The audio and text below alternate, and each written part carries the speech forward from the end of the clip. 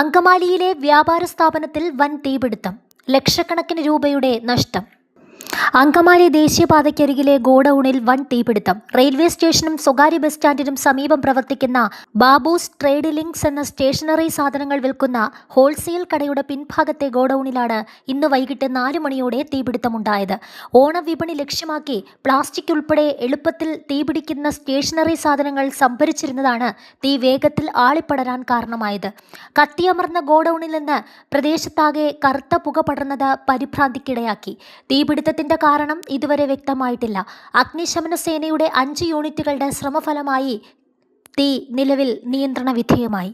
ഉച്ചയ്ക്ക് ശേഷം ഓണം അവധിയായിരുന്നതിനാലും തീ പടർന്നയുടൻ ഗോഡൌണിലുണ്ടായിരുന്ന തൊഴിലാളികൾ വേഗത്തിൽ പുറത്തേക്കോടി രക്ഷപ്പെട്ടതിനാലും വൻ ദുരന്തവും ആളപായവും ഒഴിവായി.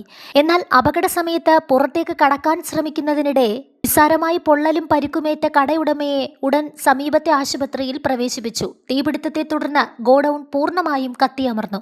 സംഭവം അറിഞ്ഞ് തൊട്ടടുത്തുള്ള അങ്കമാലി ഫയർ സ്റ്റേഷനിൽ നിന്നും ആലുവ, ചാലക്കുടി, മാള, ഏലൂർ, പെരുമ്പാവൂർ എന്നിവിടങ്ങളിൽ നിന്നുള്ള അഗ്നിശമന സേനാ യൂണിറ്റുകൾ സ്ഥലത്തെത്തി തീയണയ്ക്കാനുള്ള ശ്രമങ്ങൾ നടത്തി.